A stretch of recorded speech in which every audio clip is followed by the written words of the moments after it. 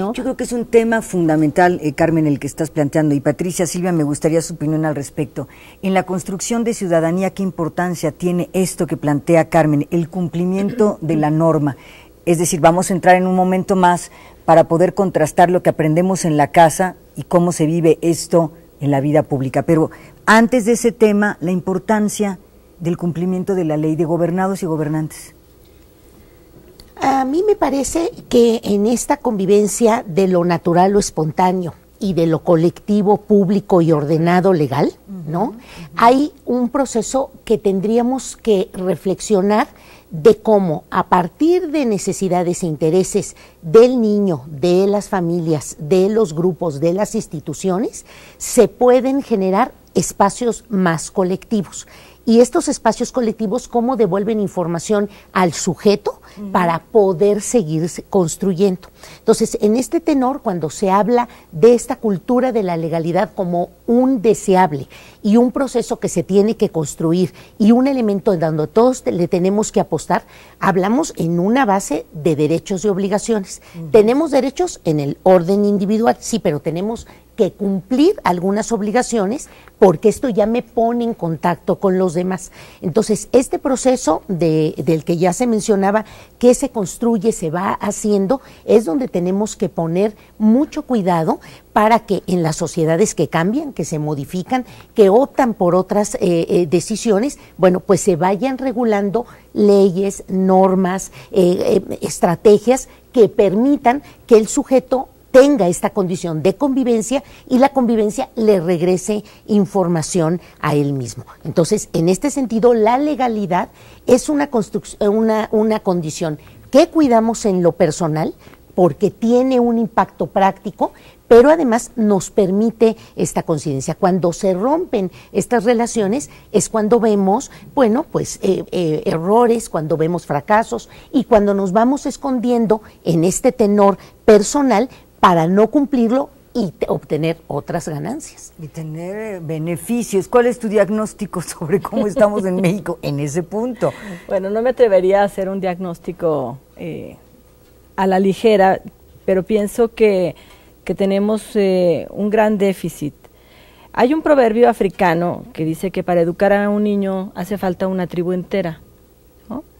Y creo que en materia de educación ciudadana eso. Aclárame por qué eso. Porque no puedes educar, tú no puedes educar, es mentira que puedas educar a un hijo en una burbuja que se llame familia. No existe esa posibilidad. O sea, la educación siempre es un proceso, digamos, de múltiples esferas que se van superponiendo y se van complementando. Por eso la tribu. Por eso hace falta toda la tribu para educar a un niño. Imagínate en educación ciudadana, en cultura de la legalidad, solamente para tocar ese punto que tú haces referencia. ¿Qué pasa si en casa se trabaja con ese discurso de que la ley es lo más importante, de que no, ¿no? Y afuera, hijito, cumple con la norma, no te pases el alto. Pero lo que está viendo ese niño, esa niña en particular, en su entorno es que no se cumple la ley, que hay gobiernos corruptos, que hay impunidad, etcétera. Entonces creo que el gran desafío en materia de cultura de la legalidad, pensado como un componente de la formación ciudadana, está en la congruencia y está en la posibilidad de construir como sociedad mecanismos de control del poder público, mecanismos de exigencia del respeto a la ley, no solamente por parte de los ciudadanos, sino también de los gobernantes, es decir, el ejercicio pleno del Estado de Derecho. Entonces, a mí me parece que sí, efectivamente, hablar de educación ciudadana, de construcción de ciudadanía, pensemos en la familia como un punto, como una agencia de socialización, pero no es la única, ¿no? Y quizá tampoco es la más importante, porque digamos, el tiempo que pasa el niño, la niña en casa, es un tiempo, digamos, relativamente corto, desde la perspectiva formativa, porque está en casa, pero están los medios de comunicación ahí, están los amigos que son portadores de otras culturas, está la escuela misma, o sea, están entrando, fluyen constantemente todas las influencias. Entonces, yo creo que un gran desafío en materia de educación ciudadana es la congruencia para formar en todos los valores que están implícitos, ¿no? Vamos a hablar de estos tres mundos, de estos tres espacios, cómo se interrelacionan para que haya una congruencia. Pero, Carmen, ¿de qué manera erosiona esto que plantea Silvia? La corrupción y la impunidad en lo público, digamos, cuando tú tienes una formación distinta en tu casa, en la construcción de ciudadanos. ¿Qué pasa con ese taxista que seguramente recordará las instrucciones o aquellos consejos de su madre o de su abuela y constata que en la vida cotidiana el listo, el que se sale con la suya, es el que normalmente viola la regla o la norma y no le pasa nada? Sí, yo quiero poner el énfasis no tanto en el sujeto, que es evidentemente muy importante, pero en la estructura, ¿no? O sea, los sujetos, a nosotros como ciudadanos no nos importa si el sujeto es intrínsecamente bueno o malo, eso no importa. Importa cómo te comportas públicamente, claro, ¿no? Y si cómo te comportas públicamente es premiado comportarse bien y es castigado comportarse mal, ¿no? Entonces ahí vas a formar a un ciudadano, ¿no? Y si es al revés, o sea, quien se comporta al margen de la ley es premiado y quien se comporta en la ley es el listo, lo que tú decías, ¿no? El listo. Eso pasa incluso en las escuelas, ¿no? O sea, hay escuelas, yo lo digo porque tuve a mis hijas en una escuela activa, ¿no? Y entonces había un problema a veces porque el cool, el chavo o la niña que violentaba y que era un poquito listo y era premiado en lugar del otro que era el nerd. O sea, ya nada más decir... Es aburrido. El nerd, el aburrido, el estudioso, el sangrón, el pesado, ¿no? Este conjunto de valoraciones, educado, ¿no? Ese no tiene éxito con los amigos, que es lo importante por lo menos en la secundaria, ¿no? Entonces, si hay una escuela donde el sistema de valores que se fomenta entre los niños es quién es el que tiene reconocimiento y quién es el que no tiene reconocimiento. Y eso es fundamental, pero es el colectivo, ¿no? Y eso lo fomenta de alguna manera la propia institución, ¿no? Entonces, ¿cómo fomentar, ¿no?, ese reconocimiento, ese premio, esa valoración colectiva de quien es respetuoso con los demás, de quien de aquellos valores que son los valores importantes para la vida colectiva, ¿no? Es diferente, o sea, ser simpático, pues es un complemento, pero no es lo más importante ser simpático para alcanzar ciertos objetivos de trabajo, de responsabilidad.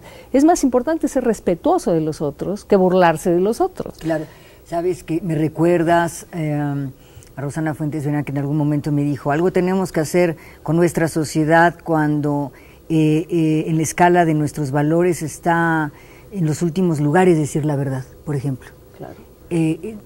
No es un valor que reconozca el otro que tú hables con la verdad, por ejemplo. En fin, algo nos está pasando. ¿Puedo agregar por favor, pequeña cosa, por supuesto, ¿no? Para hablar del bullying, ¿no? El bullying no es un problema del niño. El bullying es un problema de la escuela. Hay bullying porque los adultos admiten, no porque los niños se burlan. Todos los niños están aprendiendo, se burlan o no se burlan o lloran o lo que sea, pero es la institución la responsable, no el niño. Estamos focalizando demasiado en el individuo. Es las instituciones, la sociedad, las que formamos a los pequeños, a los niños. Vamos precisamente con este tema. Escuela, familia y comunidad. En la formación de valores, cómo, digamos, tienen peso e influencia en nuestra manera de ser como personas y cómo nos comportamos con el otro, cómo vivimos en la vida pública. Vamos a nuestro segundo reportaje y regresamos al estudio. vocesdelademocracia@ife.org.mx.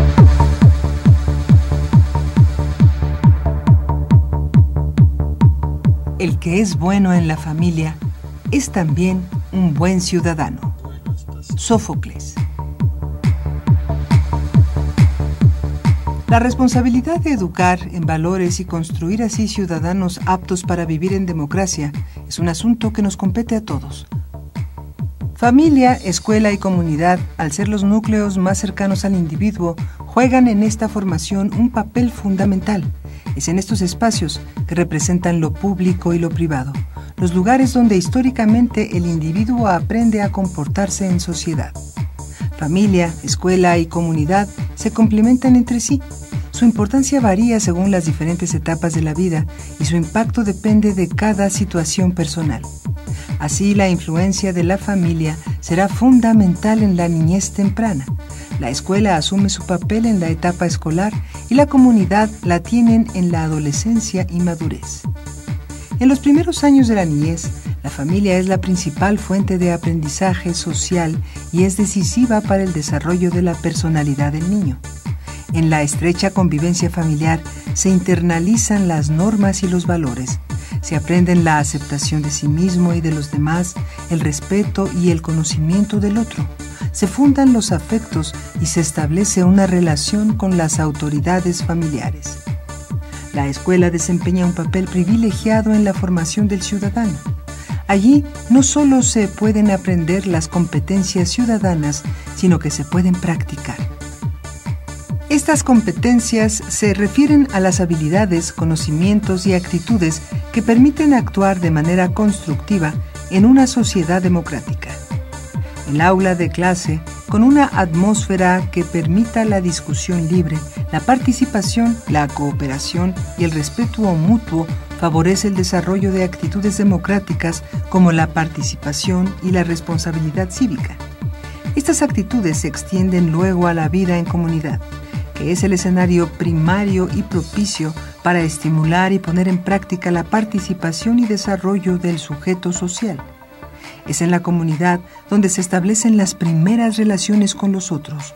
Es ahí donde se conciben los ideales del bien común.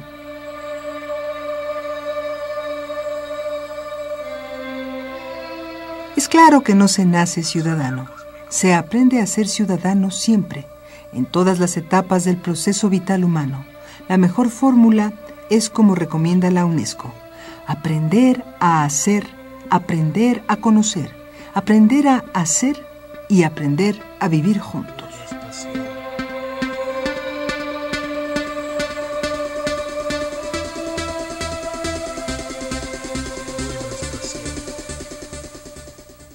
vocesdelademocracia@ige.org.mx.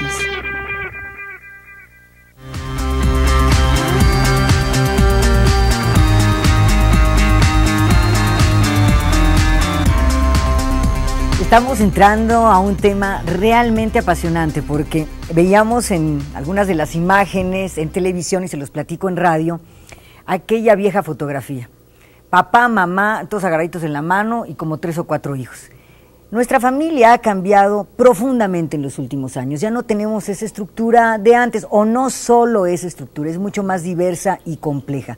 Hablemos un poquito con nuestro auditorio de cómo ha cambiado nuestra estructura familiar y qué impacto ha tenido eso en la formación de valores y de normas. A ver, Silvia, ¿cómo la ves tú ahora? Bueno, es inevitable que las sociedades cambien, las personas cambian, las instituciones también lo hacen y la familia es una institución. Claro. Yo creo que el gran desafío es para quienes fuimos educados en esta visión tradicional de familia. Papá, mamá, hermanos. Aprender a vivir de otra manera y aprender a educar. Seguimos con el sujeto, perdón, Carmen. Aprender a educar a los hijos en esta diversidad, porque no hay vuelta para atrás en este caso, ¿no? La familia cambió, ya no tenemos solamente familias con mamá y papá, también hay familia papá, mamá, mamá, y en fin, las familias ampliadas en donde los abuelos, las parejas de la mamá o del papá, etcétera, también están influyendo en la formación de valores. Entonces, ¿qué le queda al niño, a la niña? Pues le queda o estar en una situación de caos permanente, si es que suponemos que las cosas siguen siendo unidireccionales y que con una mirada yo te controlo. Eso ya no es así. Ahora nuestro desafío, repito, es formar a ese niño, a esa niña, a esa generación dentro de esta posibilidad de asumir su postura ética, su postura moral, desde la diversidad de mensajes, de códigos, de tal manera que él construya de manera autónoma su propia escala de valores. Lo que tú decías, un niño crítico. Un niño crítico, un niño autónomo, una niña autónoma, con capacidad de juicio moral, con sentimientos morales sólidos, es decir, esta parte de la vergüenza, la indignación y todo aquello que comentábamos también en alguno de los cortes, tendrían que estar presentes, pero eso no se puede formar si yo, adulto formado en la prehistoria, sigo suponiendo que las cosas van a ser así y que solo basta con que yo transmita una verdad para que esa verdad el otro sujeto la tome como letra sagrada. O como la única verdad. O como la única, y entonces no va a saber qué hacer cuando se le presenten otras maneras de vivir, otras maneras de interpretar la realidad, ¿no? Entonces ahí estamos condenando sí a una situación de caos o a un relativismo moral, que las dos situaciones no Cuando son hablamos deseables. de relativismo moral, significa exactamente qué. Significa exactamente que cada visión es por sí misma válida. O sea, tú puedes preferir el aborto, tú no, bueno, qué bien. Entonces, ¿yo qué prefiero? Me da igual, porque cualquier cosa que prefiera es válida. Depende de cómo reaccione el entorno en el que estoy, entonces ahí me voy a ir acomodando. Esa es la base de lo que decía Carmen al inicio, de que, bueno, yo voy a respetar la ley en un lugar donde hay consecuencias si no la respeto, pero no la respeto en un lugar donde se vale no respetarla y donde hasta me conviene, porque todo es relativo. Entonces, ese relativismo moral no nos ha ayudado. Y yo creo que se ha desarrollado más porque estos adultos que somos, que queremos que todavía reviva, salga de la tumba aquella familia de los años 50, estamos esperando que algún día reviva esa familia y no va a ocurrir así. Entonces no estamos formando a las nuevas generaciones en la diversidad. Diversidad. ¿Cómo la ves tú, Carmen? Bueno, yo creo que las familias siempre han sido diversas, ¿no? Pero hay una sanción moral o una sanción de orden social principalmente, ¿no?, que descalifica a unas y califica a otras. Y yo creo que si algo hemos aprendido es a respetar la diferencia, porque la vida pública tiene que ver con el respeto de la diferencia, ¿no?